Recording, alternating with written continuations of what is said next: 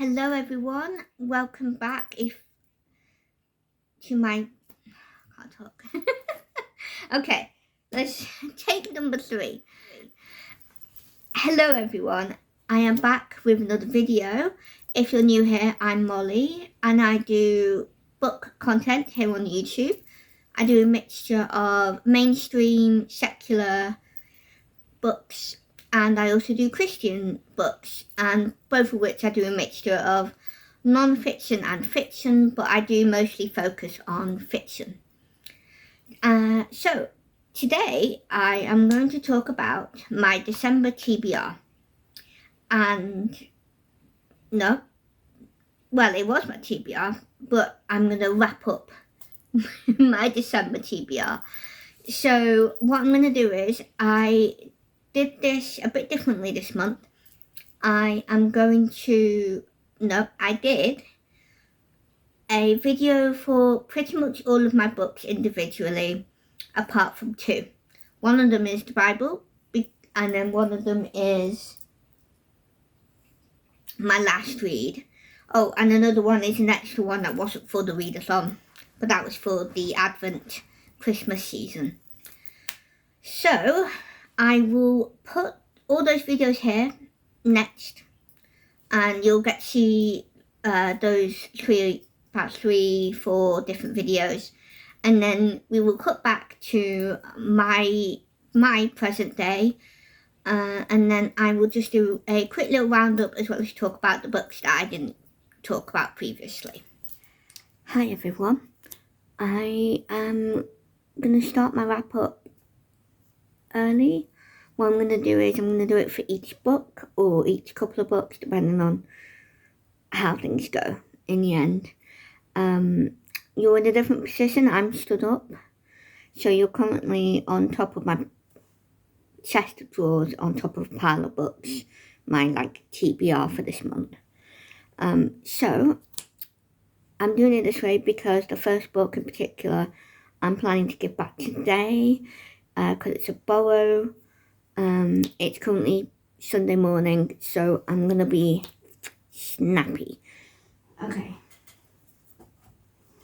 So, the book that I just finished yesterday was Murder Most Royal, which is a Her Majesty the Queen Investigates by S.J. Bennett. This was a borrow from someone at church, as I just mentioned. So, yes, I think this is probably like a 3-ish star. It was good. I'm just not interested in continuing it. I found that it's set in 4 parts, although the 4th one is quite small. I mean, it's not really long. It's it's this big, so the parts aren't massively long.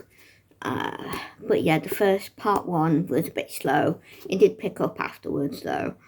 And it was good. I enjoyed it. It's murder mystery, if you can't tell by the title. Yeah, I'm just not that interested in it. I thought the mystery part of it was I was a bit lost with it. So a lot of the time I didn't really know what was going on until the Queen kind of explains it or they go through it. So the mystery, either I just didn't quite, I did sort of get to it near the end. I did kind of figure it out. So it wasn't a massively hard mystery, but I don't know, it was just the way it was written, I think. Yeah. It was good. Some people might like this a lot more than I do. I'm also not necessarily a massive royalist. I don't necessarily hate the royalty. I mean, they've done a lot of bad stuff, especially over the centuries. But even, in more recent years. So, yeah. Interestingly, I didn't know this until I looked at it. It actually is set in December up until the end of January. So that's quite cool from timing in terms of when I've read this. So, but yeah, I'd say about 3 stars. Yeah, it was okay. I wouldn't read it again, and I probably wouldn't continue with the series. This is like book 3 in the series. From just so you know, from what I read, I don't think you need to read the other 2 necessarily. I wasn't aware of anything that I might have benefited from reading the other 2 books. And if there were mentions of them, they were brief and they were in ways where you can kind of get away with it, you know, like some things are referenced in books, aren't they, when there's no previous books to like situations that have happened in the past. It was kind of like that, so yeah. So now that I think I'm done, so I'm gonna shoot off now. I've still got time until church, but I still need to continue getting ready, so yes. Yeah, trying something new with my wrap-ups. Seeing what I think, you know, just dipping my feet in the water or hands in the water, whichever that saying is. Anyway, so yeah, because it's Sunday, I hope everyone's had a good Sunday, or you know, I hope church went well if you went. Yeah, I'll see you with my next book. Okay, back with another video, kind of. I started to try this new thing of talk about each book I finish separately.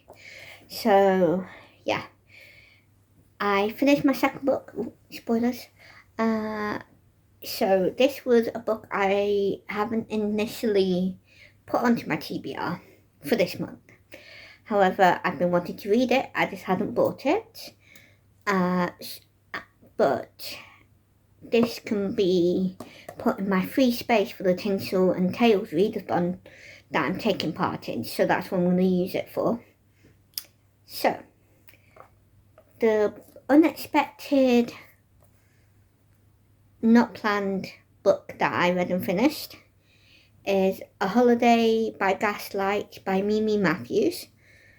This is a novella, so this is like 162 pages, very short. Now, technically, I finished this in one day. However, okay, I started this Saturday night. So I started on Saturday night on my way home in a taxi. Doesn't matter which car, you don't need to know that. But on my way home. And I didn't read it. I didn't continue it on Saturday. Then I continued it the next day on Sunday. Today's Tuesday. It's been a couple of days. I've been meaning to do this for a couple of days. So I actually read the majority of this on Sunday. And if I hadn't have started it on Saturday night, I would have still been able to finish this on Sunday. Because I still had time left in my day where I could have finished this. So technically this is a one-dayer, even for me. So, let's talk about this book. I gave this book 5 stars. It's fantastic. I love it. I seem to have really taken to romance. I love it. To say the same thing that I've been saying lots. This is a Victorian romance. There's a bit of comedy in it, but I wouldn't call it a rom-com or anything like that. It's just a romance, really. Set in Victorian times. And this is clean, although initially I thought this was Christian. Either I got confused, or it's a Christian author who did a clean fiction with like no Christian faith in it. I'm not sure, because this was talked about by a few Christian booktubers, so it could just be that I just got my wires crossed. It's very likely. So yeah, I loved the characters. I could really relate to the female main character in terms of the independent, but not really, because she still lives at home, obviously. Slightly more normal back then. These days, when you're 28, so older than the woman in the book, who's 23, traditionally, you'd have moved out, or at least had moved out maybe for university or something, whereas none of that has happened with me. I'm still living at home. So, yeah, but I love the characters. I love the relationship between her and who turns out to be love interest. I love it. I get the little squee feelings. I'm like, oh my gosh. So yeah, love it. I definitely recommend this. Yeah, really quick, easy read. And I love the cover as well. Very Christmassy. I could definitely have used this for a couple of prompts. So yeah, if you still need something to read that's short and fulfills more than one prompt, then this is definitely a good one to go with. So this is my second book that I have read and finished. I'm currently on a different one now that I started on Monday. So yes.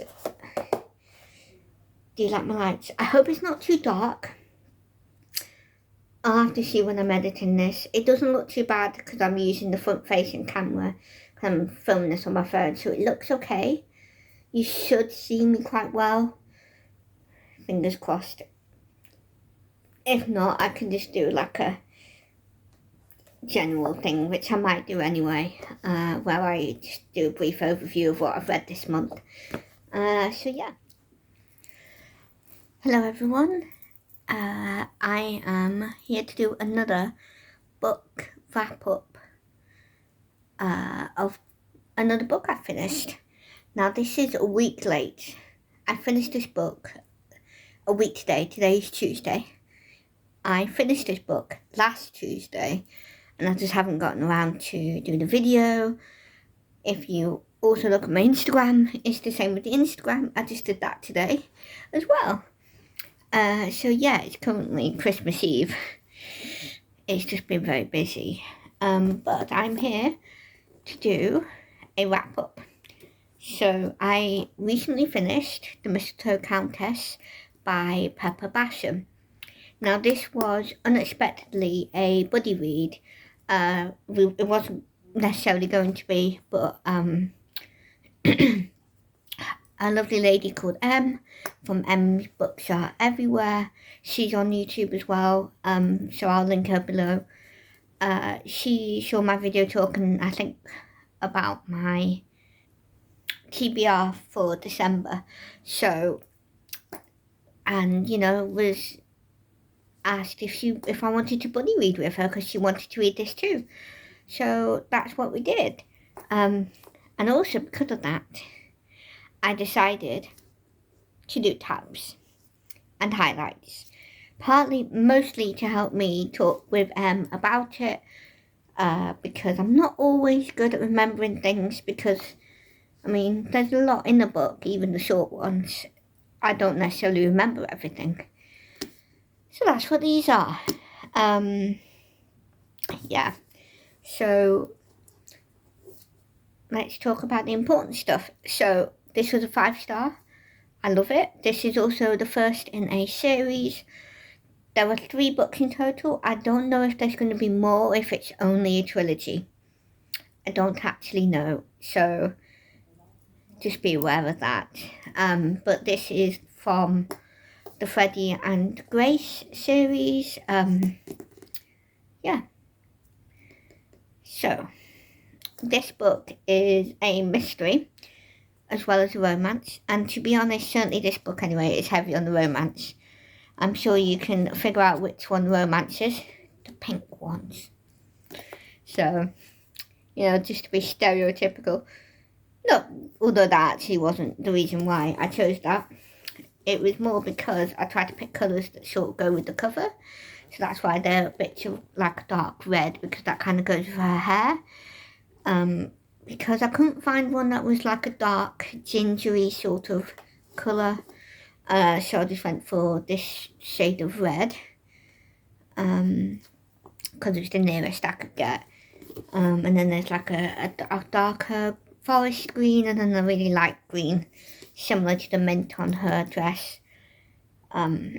Anyway, I don't know why I'm explaining all that to you. Yeah. So this book was fantastic. I loved it. It was funny. Lots of lovely swoony romance bits. The descriptions were lovely as well. There were some lovely descriptions either of how of the characters or of the like scenery, stuff like that. And there was a few, not too many relatable bits, and I also used it for interesting as well. But I think it was mostly just relatable bits, really. Yeah, I don't think there was any interesting bits in terms, and when I say interesting, I mean things I didn't know about, more like the historical time period sort of thing. But yeah, and yeah, lots and lots of romance. There's bits of faith, because this is a Christian fiction, so there are bits of faith in it, not loads, but there's some, and what is in it I thought were lovely. Some of them were also relatable, a couple of them as well. So yeah, and the lines of bits that I really loved as well, like either because I related to them or I thought they were really important to underline, especially like faith ones. Some of them were like kind of faith related but weren't really for the tabs. So yeah, I thought the mystery was really good. You do kind of know who it is to do with the mystery, but I think that's the whole point. I think it's more about the mystery of like why and meeting the culprit and stuff like that. There were definitely bits I didn't know and wasn't expecting, so there were definitely some shocking bits for me. Even though I did actually kind of suspect it partly, one of the bits, but I didn't, not fully. And so I had kind of like quite a visual, physical moment about it. I was just like, oh my gosh. Yeah, so I really enjoyed it. I'm looking forward to reading the sequel, which is also going to be a buddy read, hopefully. Trying to think, is it just me? I don't think it's just me, because Em also agreed with me when I mentioned it. But does anyone else think that Grace is very Anne Shirley coded from Anne of Green Gables? Because I am getting a lot of Anne.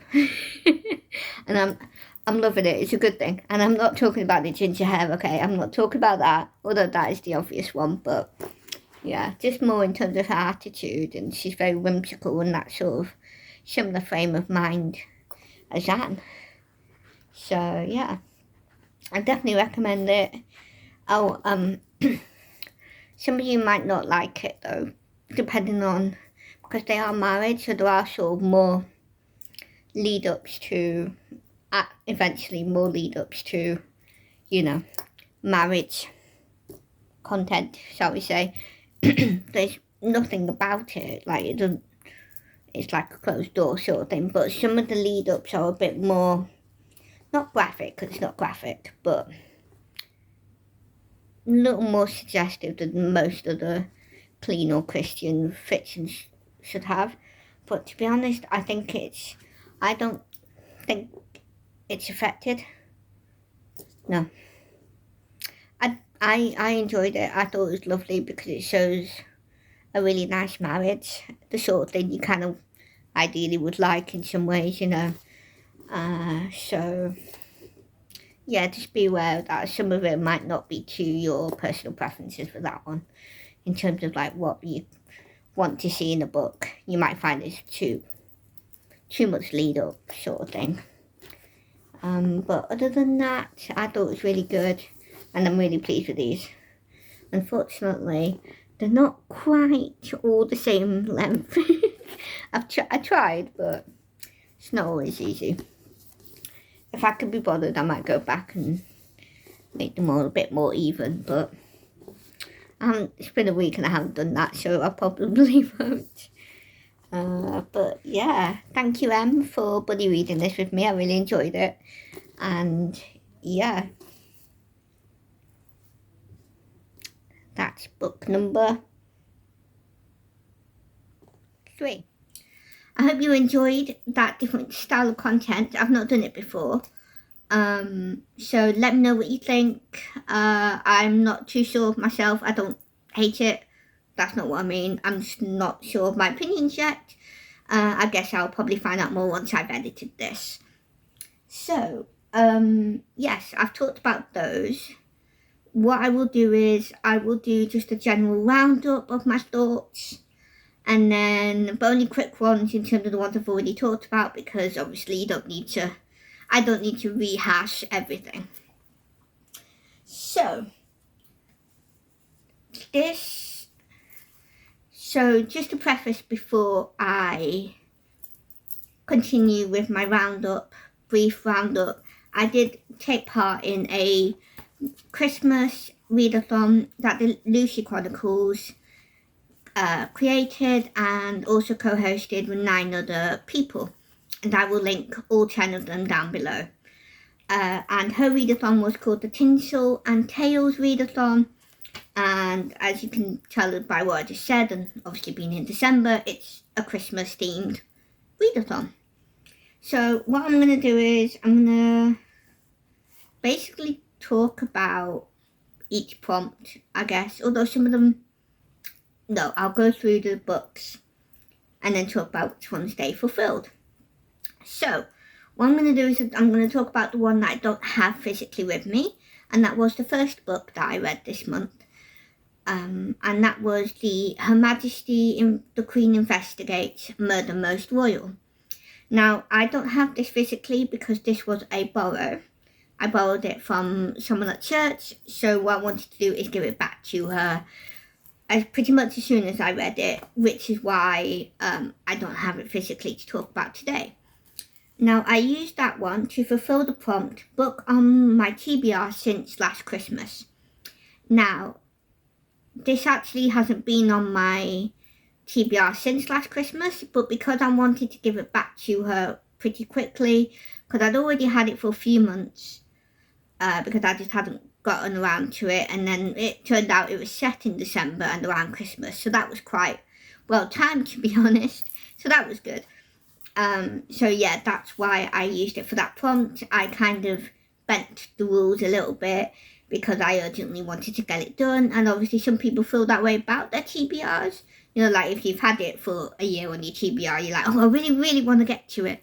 So it's that sort of feeling of being on my TBR that I kind of used that book for. So that book, I gave 3 stars. You know what, Molly, you really need to get your journal out. So give me a second, my friends. Are you happy? Okay, so when I actually get here. Okay, yeah, so this book I gave 3 stars. It was okay. It's a murder mystery. Was it cozy? I mean, it wasn't really graphic, so I guess in that context it's cozy. I don't really know. But, yeah, I basically read that. It was 3 stars. It was okay. I struggled with it a bit. It was a bit slow in the first half, and then in part 1, basically. And then once we started part 2, more things started happening, basically. So it got a bit more interesting. I still didn't like it, though. It was fine. Like, I gave it 3 stars, so the mystery was good. I did kind of guess who it was, but not until about, I don't know, 2/3 of the way through-ish, halfway through, that type of thing. I didn't really necessarily know the reasons why, but I did guess. But what I didn't quite understand was how they figured who the killer was in the end. Which obviously isn't a spoiler. The word murder is in the title, so, you know, no spoilers there. But, yeah, I just found most of the clues didn't really make sense to my head. Like, the way they explained it, and, like, figured out, oh, it's got to be this, or this is a part of it because of this. Like, I didn't really understand that. Whether that's the writing of the author, or, like, it's just bad writing, or whether it's me, I don't know. I'm not sure. This is the first time I've read from this author, and yeah, it's technically book 2 in the series, and I'm not planning to continue it. You didn't really need to know the other book necessarily, as far as I could tell, but yeah, it's not my book, but you know, it fulfilled the prompt, you know, and I tried it out, so you can't lose with that, can you? So that was the book that I don't have physically. So the next one I'm going to go for, I'm probably going to start with the one. Actually, yeah, no, I'll leave it. Yeah, it's fine. So the next book I'm going to talk about is the Bible. I read chapters 1 and 2 of Luke in the New Testament for the nativity prompt, which is obviously on this. Which is prompt for read the nativity story. So obviously that explains that, and I'm not going to rate that because it's the Bible. It's not really something you rate, I guess.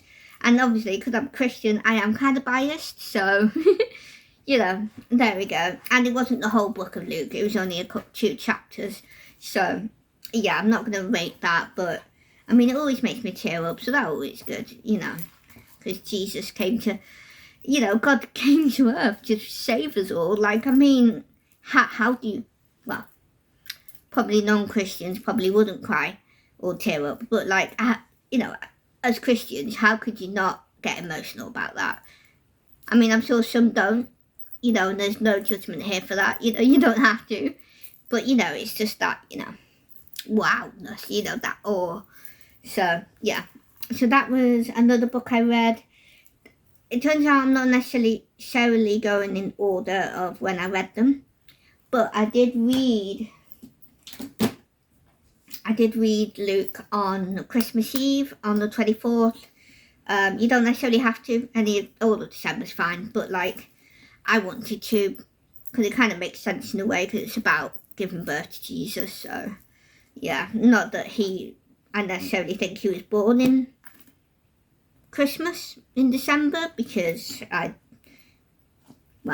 there's no information about when he was born, so, you know, I'm not, and obviously all the months and the years and stuff were very different back then, especially for the Jewish culture in particular. They had their own months and stuff, so, you know, I don't necessarily think he was born on the 25th of December, but yes.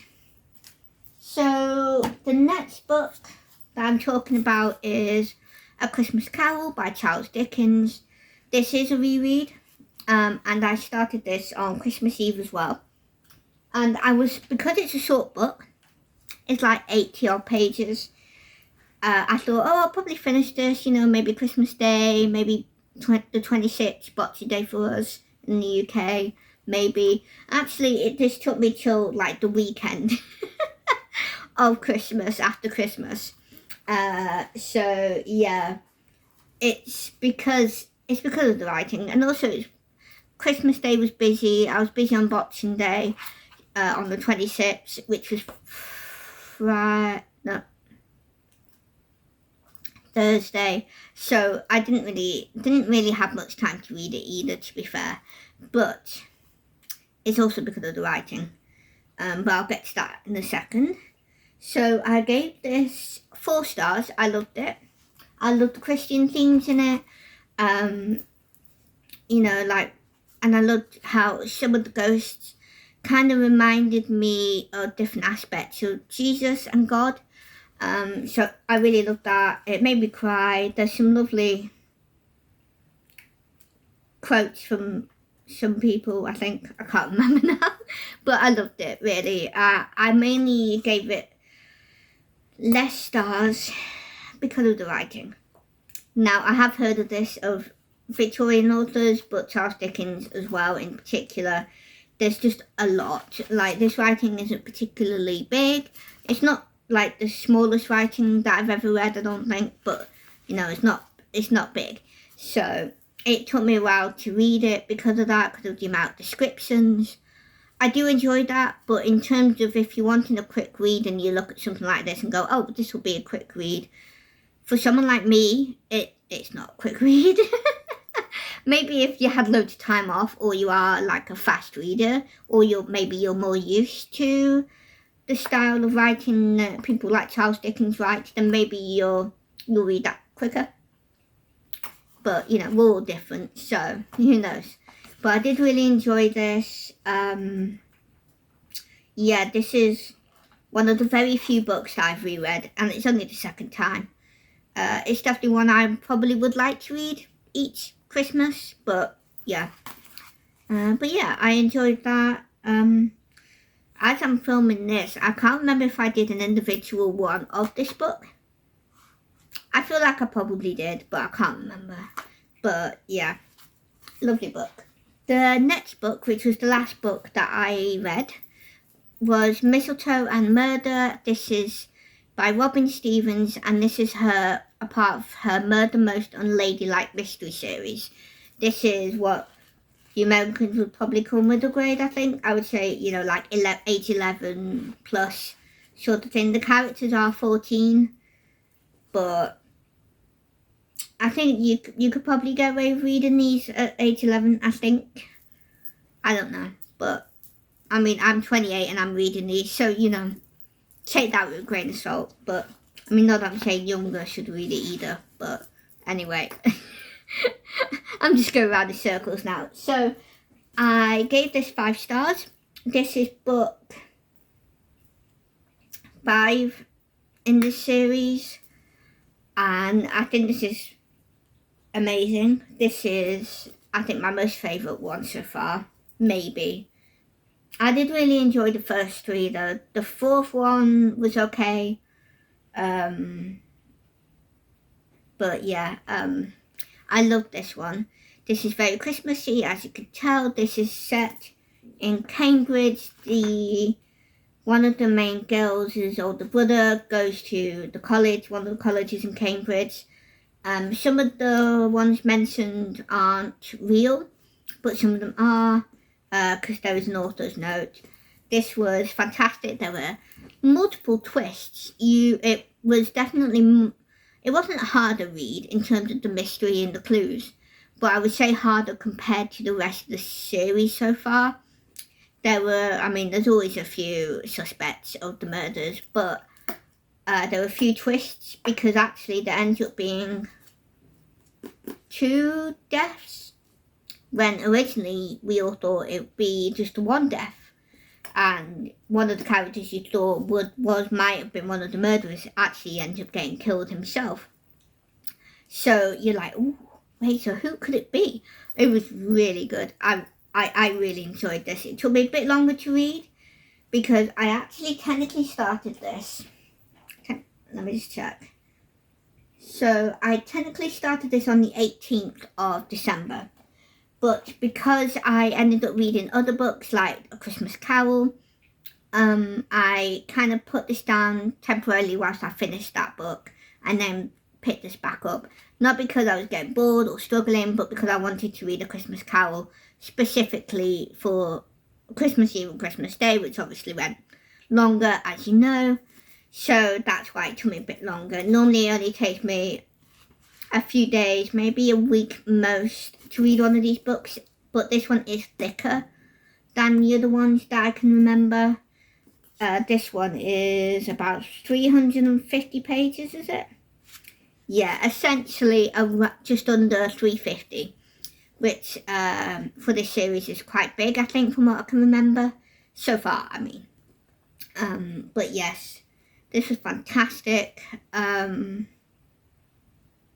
I did guess the murderer, but I didn't know why, and it was kind of along with the others sort of thing, but I did suspect one of the others. Again, as I have talked about previously, this does tackle social issues. This one mainly, again, it's back to the racism thing, and I really enjoyed this, especially because there were more people of colour in this. There's 2 British Indians, and then one other Chinese person as well. So, and technically there's an American as well, but he's classed as white, so I'm not, I'm not putting him with them. As well as obviously one of the main characters being Chinese as well, as I have mentioned with the other books.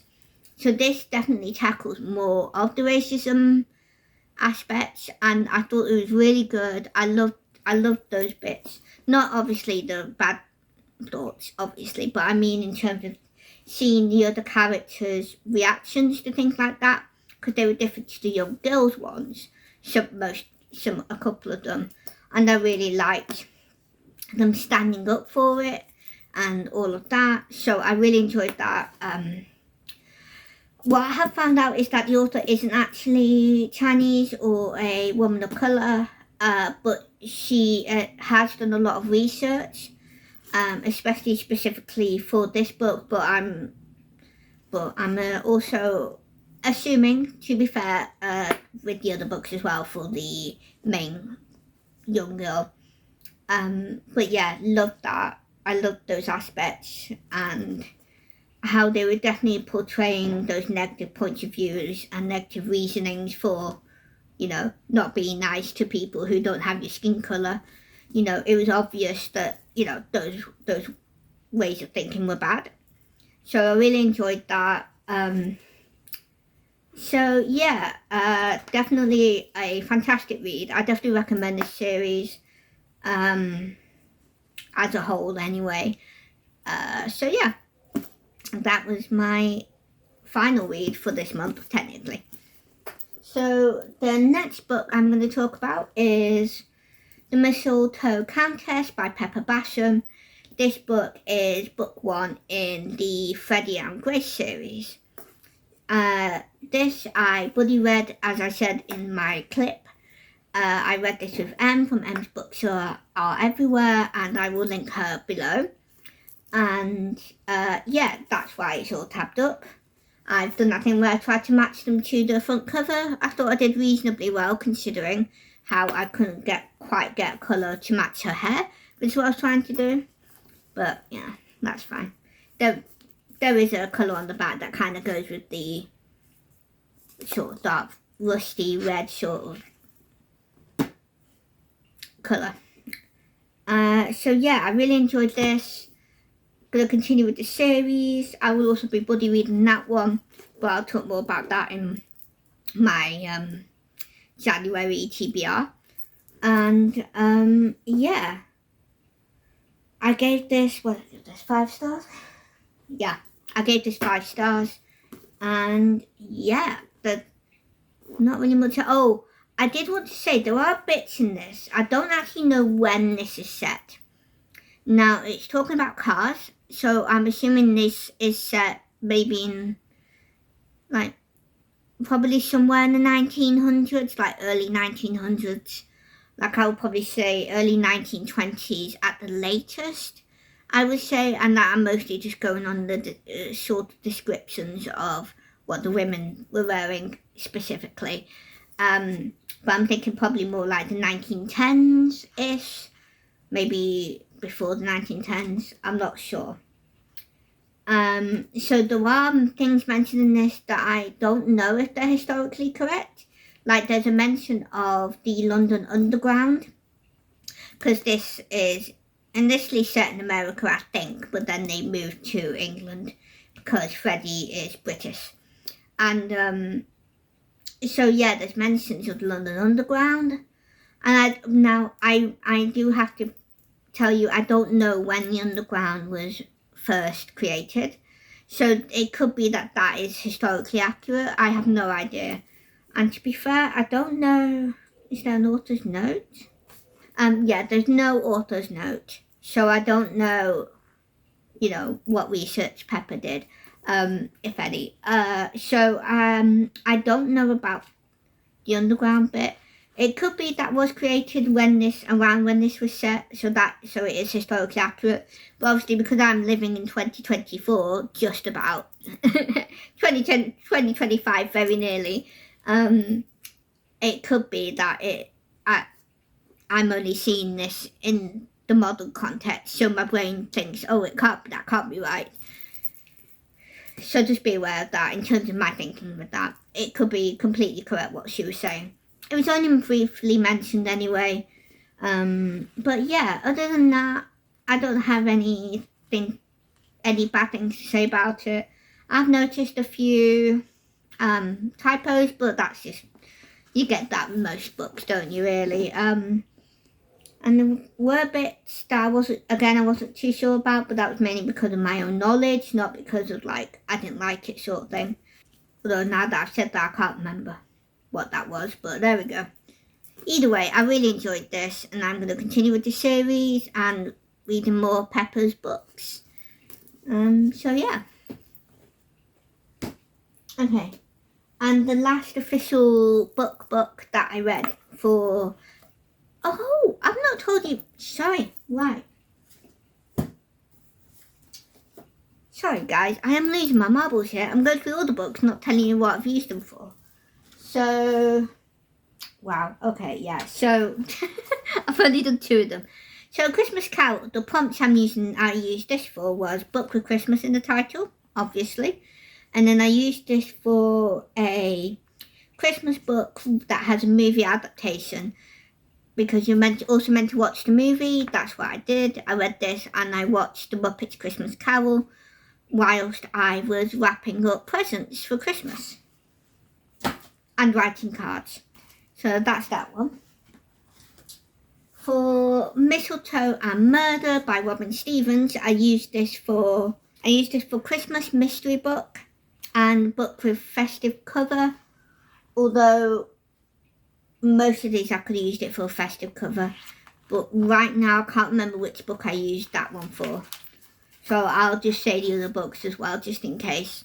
If you use Instagram, you will know on my Instagram which ones fulfilled which prompts, although you might not necessarily know because you can't see what the titles were. Oh, but if you read what I wrote, you will. Ignore me. But anyway, the mystery book for this one. And then for the Mistletoe Countess, I used this to fulfill a book with holiday romance. No. Yes. Book with holiday romance.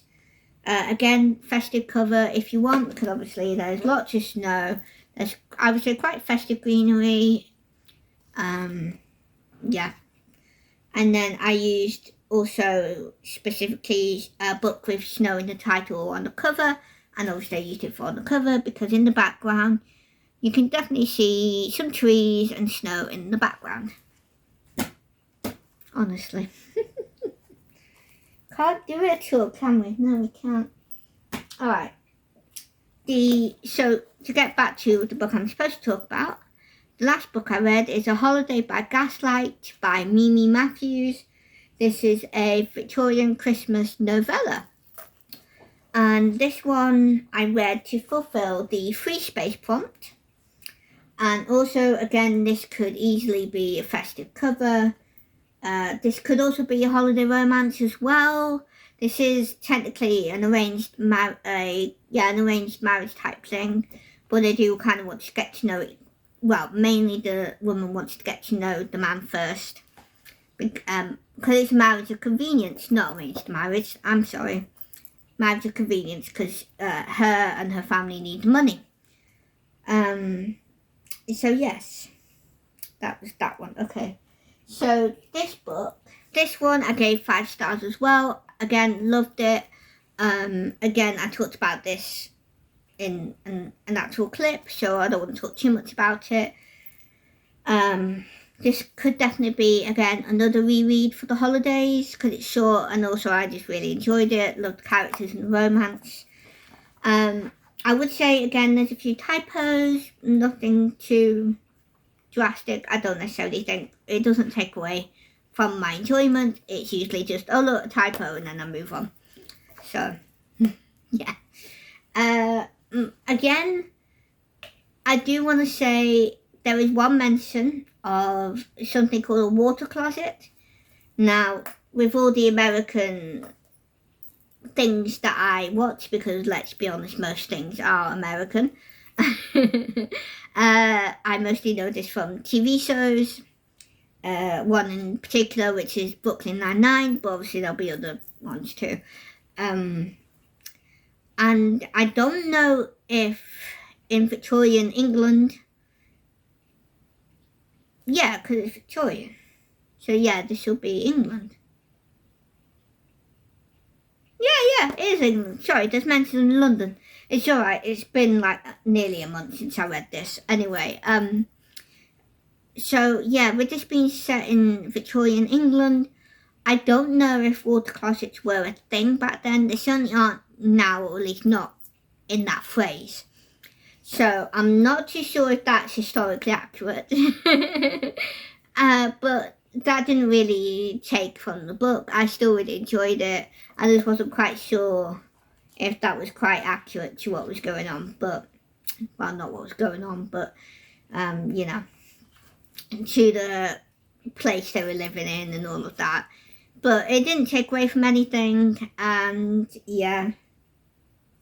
It's just always quite interesting when people who aren't British, you know, have things set in Britain. I don't know what I'm trying to say. I will probably just delete all that, but anyway, I enjoyed it. Great book. Might reread it next year. I don't know. Yeah. Okay. So the last book that I read, although it's not the last book I finished, but the last book I'm going to talk about is a Christian non-fiction. I would probably say Christian living, I think. This is called The Meaning is in the Waiting, The Spirit of Advent by Paula Gooder. This is as the title suggests, an Advent book. So you do it, do a bit each day, and, for basically most of the month. I would say you probably go further than the 25th. I think it kind of goes maybe up to like the 27th or 28th of December. Yeah, and this is basically about different people in the Bible waiting and how they kind of reacted and how we think, and kind of talks about, how would we necessarily think that in our modern day context type of thing, I think. I don't know. But, yeah, and it basically goes through various different people. So in the introduction, let me have a look. Does it have a content somewhere? It does somewhere. I'm just looking for it. Here we go. So it goes through Abraham and Sarah, called to wait on, their descendants, sort of thing. Then the prophets, and that's, Isaiah, Zephaniah, I think, or Zechariah, I can't remember, Micah, and yeah, there's a few different ones. And then there's also John the Baptist, and then also Mary, the mother of Jesus. And they're all waiting on different things. Obviously, they all essentially just connect to waiting for Jesus at the end. Yeah, and it's kind of then kind of gets connected to our modern day in terms of the Christmas season, how busy it is, and just refocusing back onto Jesus and kind of just finding ways to not be as stressed or busy or urgent. Obviously, it's not always possible, but she's kind of talking more about, yourself and your feelings and stuff like that in that context. Yeah. So, yeah, it was a lovely book. I don't tab, but I did, as you can see, dog ear quite most of it, to be honest. And there was underlined a lot. There was a lot of things that were either interesting, or I didn't know, or I just really liked. So, yeah, I guess in terms of that context, it's a really fantastic book. But in terms of personally, in terms of how I live, it's all stuff that I kind of already know / kind of do. Although I'm not immune to the busy and stressful season, because it's definitely been busy and tiring. But it's definitely great for, reminding you, and, especially if you do struggle with that sort of thing, you'll probably really benefit from that book. This is a British author, stuff, because yeah. So I don't know where you can buy it. You might be able to find it on Amazon, so you may be able to get it shipped to you even if you're not in the UK. But I didn't tell you the amount of stars, so I gave this 4 stars because it was really good. So yeah, I don't necessarily not recommend it, but I don't. How am I trying to say this? I'm not recommending it, but I don't know if I should recommend it. Not because I don't think I should, it's more because I don't know how I feel. No, I don't know what I'm trying to say, but I'm basically trying to say is I'm not recommending it myself, but if it sounds interesting, then I recommend it to you in that respect, because I can't recommend it, you know, like, because it's one of those things, like when people say they can't really, you know, rate the Bible, it's that sort of thing, although I did rate this, but, yeah. If you think this sounds good for you and you want to do this for next Christmas, then go ahead. I mean, even though it talks about Advent, if you're really that in need of something like this, then I would recommend reading it anyway. You do have bits of the Bible quoted in it as well, and then further reading, so it often gives you extra verses either before or after or a bit both. To also read from your own Bible, you know, however you read it, you know, electronically, whatever. So yeah, it's definitely worth the read, especially if you need help with this sort of thing. And that is that for my wrap up. Oh, if you heard that, that was firework. I hope, I'm assuming it's firework. Because, yeah, if you haven't guessed by the fact that there was a firework, it's New Year's Eve, guys. And that's kind of why I referenced the fact that it's very nearly still 2024. Because we're very close to it being 2025. I'm not sure when I'll post this, because obviously normally I film on a Thursday, but today is Tuesday night. So I'm not sure when I will upload this.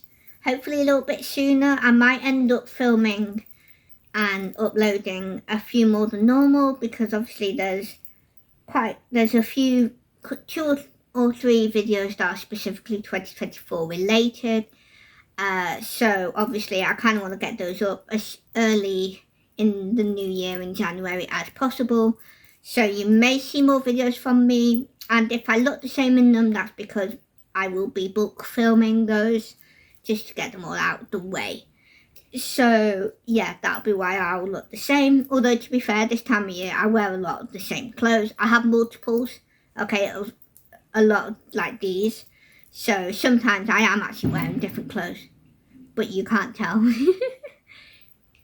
So yes, on that note, I will leave you to it. I hope you have a wonderful New Year's Eve to New Year's Day activities, whatever you're doing. I hope you have a lovely time, whether it's a quiet one or whether you're out with family or friends, whatever you're doing. And yeah, I pray you have an even better new year, you know, regardless of what happened this last year. You know, I pray you have peace and joy, you know, for the year to come. And yeah, I pray God bless. And I will see you technically well, you might see, well, you'll be seeing this next year anyway, but I will be seeing you next year. And yeah, bye.